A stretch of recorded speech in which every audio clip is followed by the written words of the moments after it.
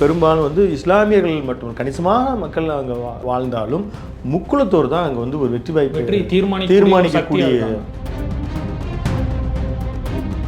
விஜய் அவர்களுடைய தந்தை இயக்குனர் திரு விஜய் சந்திரசேகர் வந்து அங்கே தான் ஒரு பூர்வீகமாக கொண்டவர். இது தாவேக்காவும் அங்கே ஒரு 10 மண்டலங்களாக பிரித்து அவர்கள் கடுமையாக பணியாற்றி கொண்டிருக்கிறார்கள்.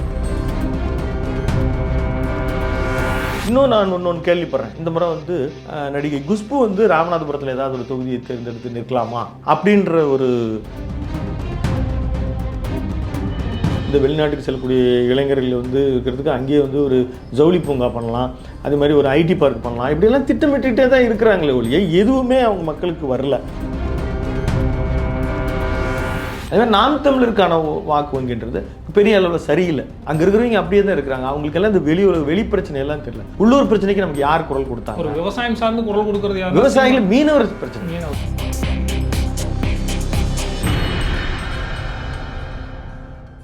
அறம் தமிழ் நேயர்களுக்கு வணக்கம். தமிழ்நாட்டில் 2026 சட்டசபை தேர்தலில் யாருக்கு வெற்றி வாய்ப்பு என்று மாவட்ட வாரியாக பார்த்து வருகிறோம். இன்று ராமநாதபுரத்தில் யாருக்கு வெற்றி வாய்ப்பு பிரகாசமாக உள்ளது பற்றி பேச நம்முடைய இருந்திருக்கிறார் அறம் தமிழ் ஆசிரியர் திரு விஜயராமன் அவர்கள். சார் வணக்கம். வணக்கம் ராமகிருஷ்ணன். சார், ராமநாதபுரத்தில் வந்து ஒரு 4 தொகுதிகள் இருக்குது, ஒரு தனி தொகுதி இருக்குது. திருவாடானை, பரமக்குடி, ராமநாதபுரம், அதுக்கப்புறம் முதுகுளத்தூர், 4 தொகுதிகள் இருக்குது. ஜாதி வாக்குகளாக இருக்கட்டும், அப்புறம் வந்து இஸ்லாமியர்கள் வந்து தமிழ்நாட்டிலே அதிகமாக இருக்கிற மாவட்டம்னு கூட அதை சொல்லலாம். இங்கே வந்து வெற்றி வாய்ப்பு யாருக்கு பிரகாசமாக இருக்குது? அது நாம் வந்து இப்போ பார்த்துட்டு இருக்கிறது வந்து மாவட்டத்தில் நம்ம நேரடியாக போய் பார்த்து, அப்புறம் நீங்கள் கூட ராமநாதபுரம் கூட போயிட்டு பயணப்பட்டு தான் நம்ம செஞ்சிட்ருக்குறோம். இப்போ அடுத்த வாரம் வந்து நம்ம தருமபுரி, கிருஷ்ணகிரி இந்த மாதிரியெல்லாம் பயணப்படுறோம். நான் பயணப்படுகிற பொழுதெல்லாம் இந்த மேற்கு மண்டலங்களில் குறிப்பாக கொங்கு பிரதேசங்களெல்லாம் நம்ம வந்து இதற்குன்னு தனியாக பயணப்படலைனாலும் பயணப்படும் போதெல்லாம் நம்ம நேரில் கண்டு தான், நம்ம பார்த்து தான், விஷயங்களை கேட்டு தான் நம்ம இதை கொடுக்குறோம் அப்படின்றத நம்மளோட நேயர்களுக்கு நம்ம சொல்லிக்கிறோம். நம்ம ரொம்ப எளிமையில் ஒரு அறையில் உட்காந்துட்டு கால்குலேட் பண்ணி அப்படியெல்லாம் நம்ம சொல்ல, நமக்கு வந்து அங்கே என்ன பிரதிபலிக்கிறது, என்ன பிரதிபலிக்கணும் அப்படின்றது தான் நம்மளுடைய எண்ணம். அதனால் ஏதாவது ஒரு குறிப்பிட்ட கட்சிக்கு ஆதரவாக செயல்படுன்ற திட்டம் நமக்கு இல்லவே இல்லை. அதை நம்ம முதல்ல இதை பதிவு பண்ணிக்கிறோம். இப்போது ராமநாதபுரம் அப்படின்னு எடுத்துட்டிங்கன்னா அங்கே வந்து இப்போ ஒரு சில தொகுதிகள், அந்த தொகுதி இன்றைக்கு கடந்த நாடாளுமன்ற 2024 நாடாளுமன்ற தேர்தலாகட்டும், அதற்கு முன்னால் 2021 சட்டமன்றத்திலும் முழுவதுமே திமுக கூட்டணி 3 சட்டமன்றத்தை டிஎம்கே வச்சிருக்குது, ஒரு இது காங்கிரஸ் வச்சிருக்கிறாங்க. கூட்டணி தான் எப்படி பார்த்தாலும் டிஎம்கே வச்சு, அது மாதிரி பல இடங்கள். இப்போ தருமபுரியில் எடுத்துக்கிட்டிங்கன்னா முழுக்க ஏடிஎம்கே தான் வச்சுருக்கிறாங்க. ஏடிஎம்கே கூட்டணிகள் தான் அந்த அங்கே டிஎம்கேவுக்கு இடமே இல்லை. அப்படி ஒரு சில மாவட்டங்களில் இருக்கிறத நம்ம பார்க்குறோம். இங்கே நம்ம பல பிரச்சனைகள், பல விஷயங்கள், ஒரு 4 தொகுதி மற்றும் 10 அவங்க வந்து ரெவென்யூ டிஸ்ட்ரிக்ட் வந்து பிரிக்கப்பட்டிருக்கிறாங்க. இப்போ இதில் எல்லாம் வந்து பல்வேறு பிரச்சனைகள் இருக்குது. பிரச்சனைகளாகவே இருக்குது. மக்கள்கிட்ட கேட்கும் பொழுது யார் வந்தாலும் எல்லாமே அப்படியே தான் இருக்குது. நாங்கள் வந்து பல வருஷமாக பிரச்சனைகள் நீண்ட நாட்களாக இருக்காது, யார் வந்தாலும் தீர்க்கப்படுறதில்ல. கண்டிப்பாக குடிநீர் பிரச்சனை, தண்ணீர் பிரச்சனைனா நீங்கள் ஒரு அதிசயமான உண்மை, இதெல்லாம் நேரடியாக போய் பயணப்பட்டிங்கன்னா தான் தெரியும். விவசாயம் நல்ல நிலையில் இருக்கக்கூடிய ஒரு மாவட்டம் அங்கே. ஆனால் மலை சார்ந்து தான் இருக்காங்க, நல்ல நீர்த்தேக்கங்கள்லாம் இருக்குது. நீங்கள் இப்போ தமிழ்நாட்டில் தருமபுரி கொஞ்சம் வறட்சி பற்றி சொல்லுவாங்க, ஆனால் அங்கே பல்வேறு விதமான இப்போது இந்த கிரானைட்டு, கற்கள், இந்த மாதிரியான தொழில்களிலிருந்து சொல்லலாம். அங்கேயும் வந்து பழங்கள், இந்த மாதிரியான ஒரு வியாபாரம் இருப்பதற்கான இடமாக விவசாயம் இருக்குது. அதேமாதிரி ராமநாதபுரத்தில் பார்த்திங்கன்னா அங்கேயும் அரிசி விளையுது, முண்டு மிளகான்னு சொல்லி அது வந்து அங்கே ரொம்ப ஃபேமஸ் தான். அதுக்கான குளிர்சாதன வசதிகள் கிடையாது. அதே போல் விவசாயம் ஒரு சில இடத்துல ஒரு மக்களுக்கு வந்து ஒரு ஈல்டு கொடுக்குது அப்படின்னா அங்கே மீன் வளம் நிறைந்த இடம், அதற்கான ஒரு எக்ஸ்போர்ட் கமிட்டியோ எல்லாம் சின்னதாக இருக்குது. எல்லாம் தானாக முன் வந்து ஒரு பயிற்சியில் வந்து செஞ்சுட்டு இருக்க மாதிரியே தவிர அரசோ ஒரு பெரிய நிறுவனமோ எதையுமே செய்யலை. அப்புறம் நமக்கு எல்லாருக்குமே தெரியும், 1974 மீனவர்கள் பிரச்சனையாக, கச்சத்தீவு பிரச்சனை எல்லாருடைய தேர்தல் வாக்குறுதியாகவும் இருக்குது. அது பெரிய தேர்தல் போது பேசு பொருளாக இருக்கிறது. இல்லைன்னா ஏதாவது ஒரு சட்டமாக இப்போ பாராளுமன்ற தேர்தலுக்கு முன்னால் கூட அது பயங்கரமான பேசு பொருளாக இருந்தது. இப்படி போச்சு. இப்படியெல்லாம் பல்வேறு பிரச்சனைகள் இருக்குது. நாம் நேரடியாக இன்னொன்று சார், நீங்கள் இளைஞர்கள் வந்து அதிகமாக வந்து கோவைக்கும் சென்னைக்கும் வேலை தேடி போகிற ஒரு சூழ்நிலை தான் அங்கே இருக்குது. வளைகுடா நாடுகளுக்கு அதில் இஸ்லாமிய இளைஞர்கள் அதிகமாக வளைகுடா நாடுகளுக்கு அவங்க போயிட்டாங்கன்னா பின்னாலே பின்தொடர்ந்து போகிறது. இப்போ அங்கேயும் அவங்களுக்கு வேலை வாய்ப்புகள்லாம் சவாலாக இருக்குது. அங்கே திரும்பி வர்றதையும் நம்ம பார்க்குறோம். அதாவது அதாவது இப்போ கேரளா ஒட்டுமொத்தனுடைய வருமானத்தை வந்து வெளிநாடுகளுக்கு இருந்து வருதுன்னா கீழக்கரை மாதிரியான இடங்கள் எல்லாம் அவங்களுக்கு வெளிநாடுகளிலிருந்து வர்றதே நம்ம பார்க்குறோம். இப்போ இந்த கடந்த அதாவது தமிழ்நாடு முழுக்க உற்று நோக்கப்பட்ட ஒரு தொகுதியாக நம்ம வந்து ராமநாதபுரம் தொகுதியை நம்ம பார்க்கலாம். ஏன்னா திரு ஓபிஎஸ் பன்னீர்செல்வம் அவர்கள் அங்கே ராஜகண்ணப்பன் ஓபி இல்லை நான் சொன்ன பாராளுமன்ற தொகுதியை சொல்கிறேன். அவர் பிரிஞ்சு போனார். ஏற்கனவே நவாஸ் கனி அங்கே எம்பியாக இருந்தார். அவர் நின்றார், வென்றார். ஆனால் 3,42,000 ஓட்டுகள் அவர் பெற்றார். அதற்கு மிக முக்கிய காரணம் நீங்கள் நம்ம நினைக்கிற மாதிரி அங்கே பெரும்பாலும் வந்து இஸ்லாமியர்கள் மற்றும் கணிசமான மக்கள் அங்கே வாழ்ந்தாலும் முக்குளத்தோர் தான் அங்கே வந்து ஒரு வெற்றி வாய்ப்பு தீர்மானிக்கக்கூடிய இடத்துல இருக்காங்க. அதுக்கடுத்து வந்து தேவேந்திர குல வேளாளர்கள், அதுக்கப்புறம் தான் வந்து மற்ற இஸ்லாமியர்களாகட்டும் அங்கே இருந்தவர்கள் கூட கொஞ்சம் சிறிய அளவில் இருக்கிறத நம்ம பார்க்குறோம். அதான் இப்போது இந்த பாராளுமன்ற தொகுதியில் கடந்த முறை நம்ம பார்த்த எல்லா தொகுதியிலையுமே, அதாவது அங்கே வந்து திருச்சுழியும் அறந்தாங்கியும் சேர்ந்தது தான் ஒரு பாராளுமன்ற தொகுதியாக வரும். அது 6 சட்டசபை. ஆமாம், 6 சட்டசபை. இப்போ திருச்சுழி வந்து விருதுநகரில் வரும், அறந்தாங்கி வந்து புதுக்கோட்டையில் வரும். அப்படி சேர்த்து அவங்க பார்த்தாலும் நீங்கள் வந்து இன்னொன்று சொல்ல போனால் நீங்கள் நினச்சிட்டு இருக்கிறோம் ராமநாதபுரத்தில் முஸ்லீம் அப்படியே அந்த பகுதியில் நீங்கள் போனீங்கன்னா நீங்கள் புதுக்கோட்டை அந்த சிவகங்கை அந்த பார்டர் இருக்குது பார்த்தீங்களா, அங்கே மக்கள் இஸ்லாமியர்கள் வந்து கணிசமாக வசிக்கிறார்கள். இங்கே வந்து ஆனால் பார்த்தீங்கன்னா அதே ராமநாதபுரத்தில் கடந்த 2021 சட்டமன்ற தேர்தலில் அங்கே பாஜகவே நிற்குது. ஏன்னா அங்கே அந்த அளவிற்கு வந்து இந்துக்களும் அது புனித தலமாக இருக்கக்கூடிய ராமேஸ்வரம்லாம் இருக்கிறதுனால நமக்கு வந்து ஒரு கணிசமான வாக்கு கிடைக்கணும். அங்கே 2 குப்ராம் இருக்கிறாங்க. ஏடிஎம்கேவில் ஒரு இன்ஃப்ளூயன்ஸ்டாக ஒரு குப்ராம் இருக்கிறாரு, பிஜேபியில் வந்து குப்ராம் இருக்கார். அவர் தான் நின்னார் அங்கே. ஆனால் திமுகவில் கடந்த அந்த 4 தொகுதிகளையும் நம்ம விரைவாக பார்த்துடலாம். ஏன் அந்த பழைய ரிசல்ட்டெல்லாம் நம்ம பார்க்குறோன்னா இன்றைக்கி அதே மாதிரி நீடிக்குதா இல்லை யாராவது அதை வந்து இழக்கிறார்களா, மாற்றம் நிகழுதா அப்படின்ற வகையில் தான். நிச்சயமாக அது எந்த வகையிலும் இந்த 2026 தேர்தல் 2021 கணக்கீடுகள் பெரும்பாலும் பலனளிக்காது. இருந்தாலும் நம்ம கடந்த தேர்தலில் காதர் பாட்ஷா முத்துலிங்கம் அவர் இன்னும் இன்ஃப்ளூயன்ஸாக தான் இருக்கிறாரு. அவர் வந்து ஒரு 1,11,000 வாக்குகளை பெற்று வென்றார்.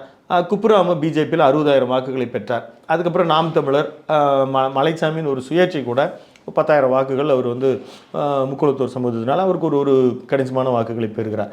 இந்த முறை வந்து நிச்சயமாக காதர் பாட்ஷாவுக்கு தான். ஏன்னா அவர் அங்கே வந்து இன்னும் செல்வாக்கு குற்ற வழக்குகள் இல்லை அப்படிங்கிற மாதிரி தான் சொல்கிறாங்க. ஆமாம், அவருக்கான ஒரு இன்ஃப்ளூயன்ஸை அங்கே அவர் வளர்த்து வச்சிருக்கிறாரு. அவருக்கு போட்டியாக அங்கே அரசியலில் வந்து அவர் பழைய மந்திரி சுபதங்கவேலனுடைய மகன் சுபதா திவாகரன் சொல்லி அவர் தான் இன்னைக்கு வந்து பண்ணுறாரு. இருந்தாலும் அவருக்கு வந்து அந்த தொகுதி அவருடைய போட்டி ராமநாதபுரத்துக்கு போட்டி வரல. அவர் வந்து திருவாடனை தொகுதி தான் எதிர்பார்க்குறாரு. 2016 ஒரு சீட்டு கொடுக்கப்பட்டது அவர் வெல்லவில்லை.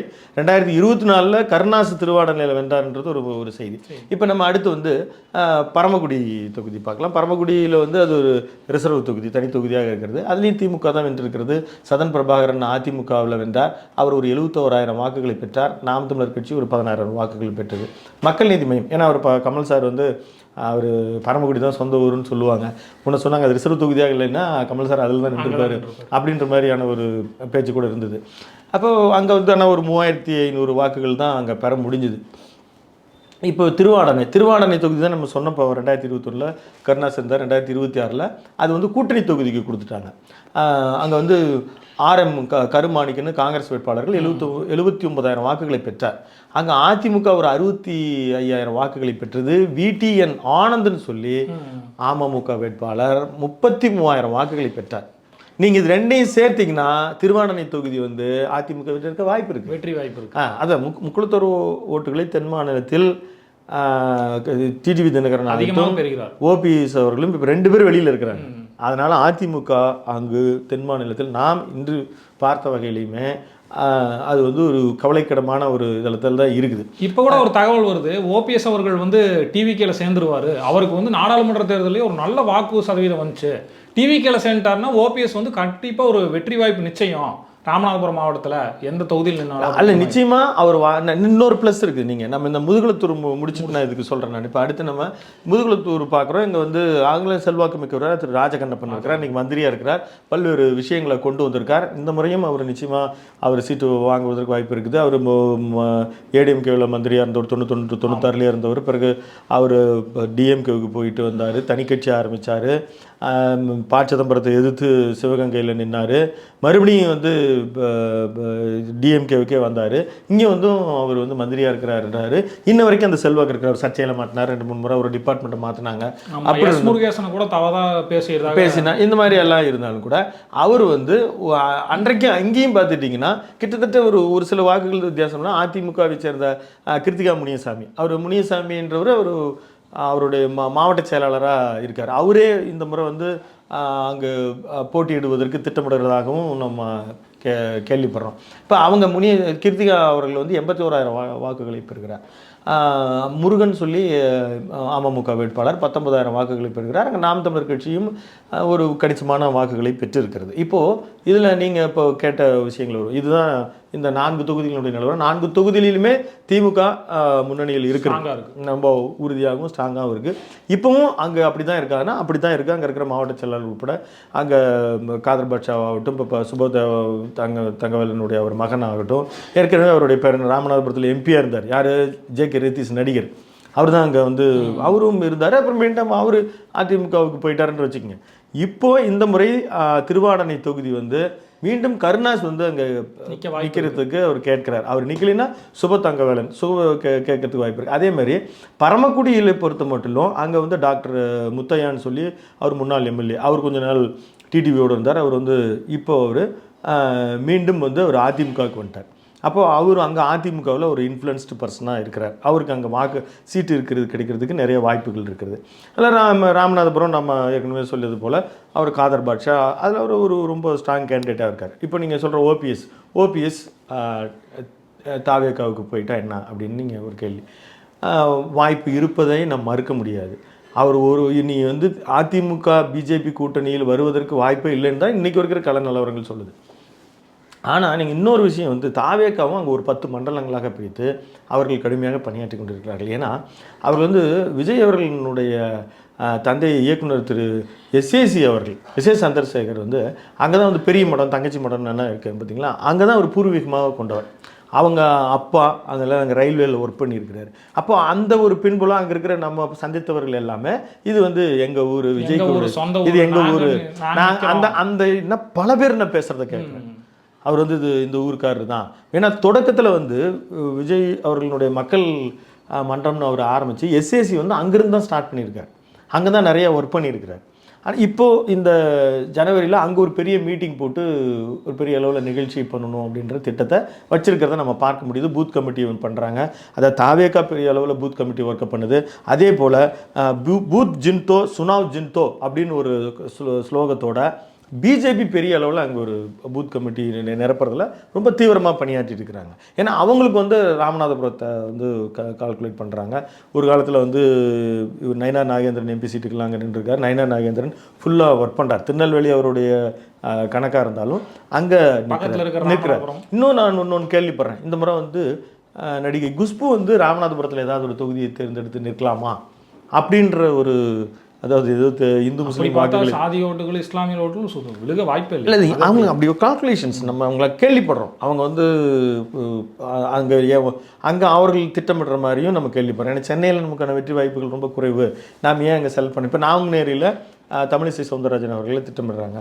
இது மாதிரி நம்ம அந்த பக்கம் வரும்பொழுது நீங்கள் ஃபெமிலியர், இப்போ ஒரு ஆக்டர்ஸ்ன்ற ஒரு ஃபெமிலியர் ஓட்டு, அவர்கள் வந்து முஸ்லீமாக அறியப்படுகிறார்கள். இந்து சமுதாய குடும்பத்தில் இன்றைக்கி அவர் வந்து ஒரு மருமகளாக இருக்கிறாங்க. இது மாதிரி ஏதோ ஒரு வகையில் அவங்க ஒரு கால்குலேட்டிவில் நமக்கானவங்க அப்படின்ற கணக்கீடில் அது மாதிரி இன்றைக்கி அவங்களுக்கு ஒரு 25 சீட்டு தான் அல்லது இதான்றது போயிட்டுருக்கு. அதில் பிரச்சனை இருக்குது. ஆனாலும் அதில் எப்படி ஒரு துல்லியமாக திட்டமிட்டு நம்ம பெறலாம் அப்படின்ற வகையில் நம்ம கேள்விப்படுறோம்.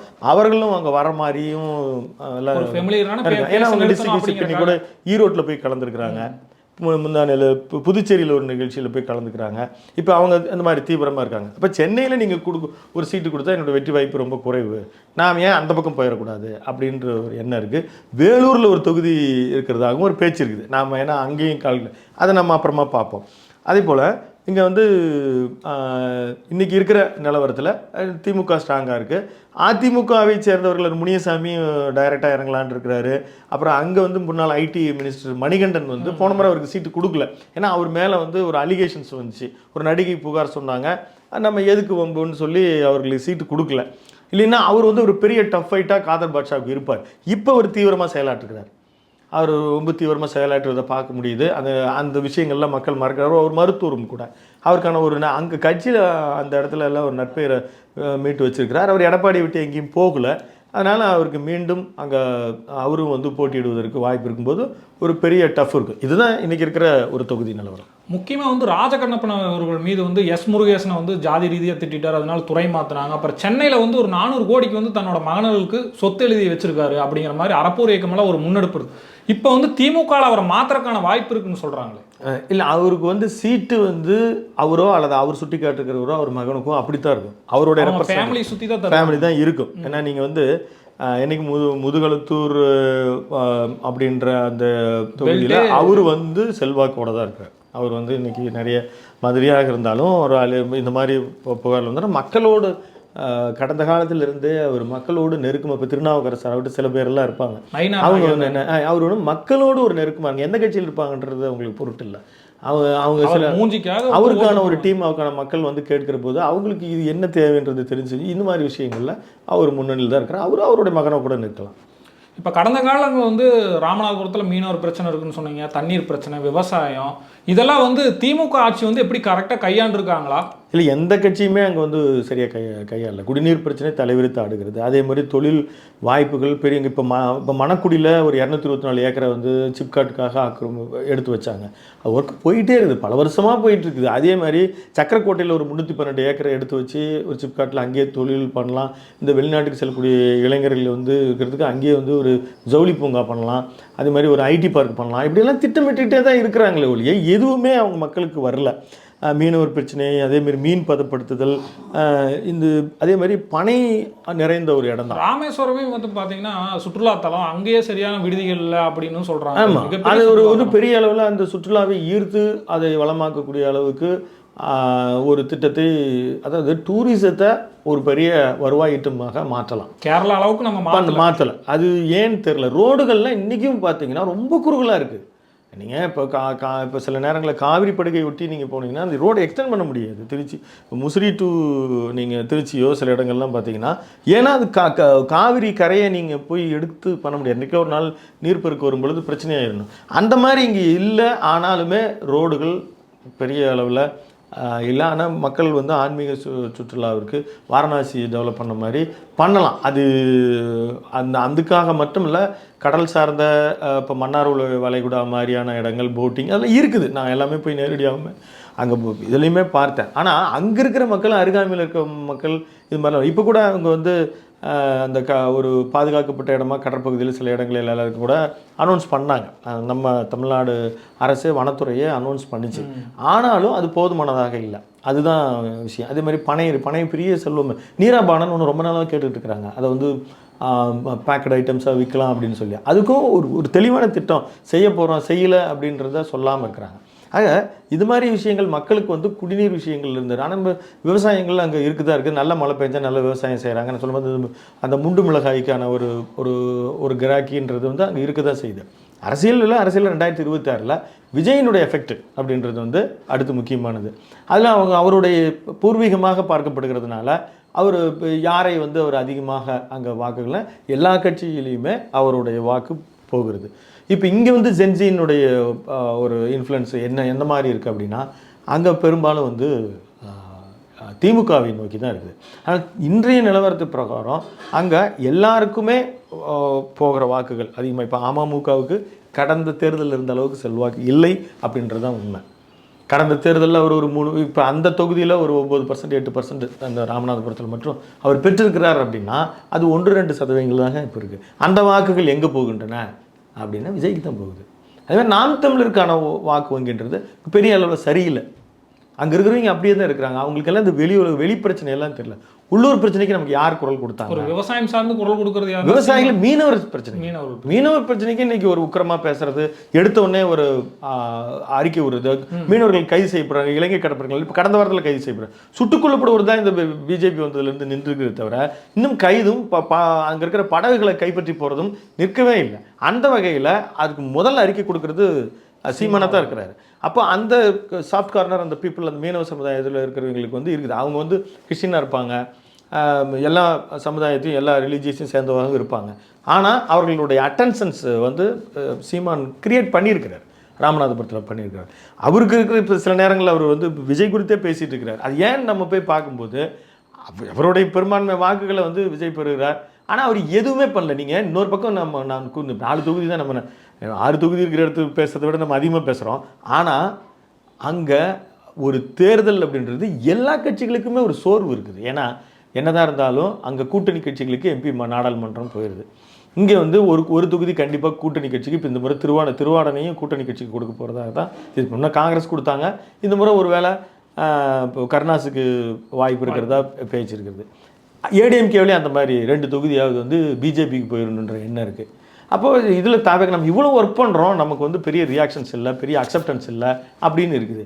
காங்கிரஸை சொல்லவே தேவையில்லை. அங்கே ஒரு மாதிரியான ஒரு கிடைச்சா அந்த தொகுதிக்கு யார் நிற்போம், நம்ம திமுக முகத்துக்கு கீழே தான் நிற்க போகிறோம், அதனால பிரச்சனை இல்லை. பிஜேபிலையும் இன்றைக்கி கடுமையான ஒரு போட்டி இருக்குது.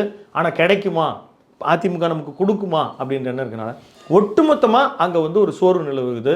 ஆனால் திமுக அதுக்கு அங்கே வலுவாகத்தான் இருக்கிறது அப்படின்றத நம்மளால் பார்க்க முடிகிறது இன்றைய நிலையில். இது கூட்டணி கணக்கெல்லாம் மாறும் பொழுது நம்ம நிச்சயமாக அது குறித்த ஒரு துல்லிய தகவலை நம்ம நேயர்களுக்கு தர காத்திருக்கிறோம். ராமநாதபுரத்தில் வந்து இன்னும் டிஎம்கே பலமாக தான் இருக்குன்னு சொல்லியிருக்கீங்க. வேட்பாளர் அறிவிப்பு நம்ம தொடர்ந்து பேசுவோம். உங்கள் கருத்து பதிவு மிக்க நன்றி. மிக்க நன்றி. நேயர்களே, தொடர்ந்து இணைந்திருங்கள் அறம் தமிழுடன். நன்றி.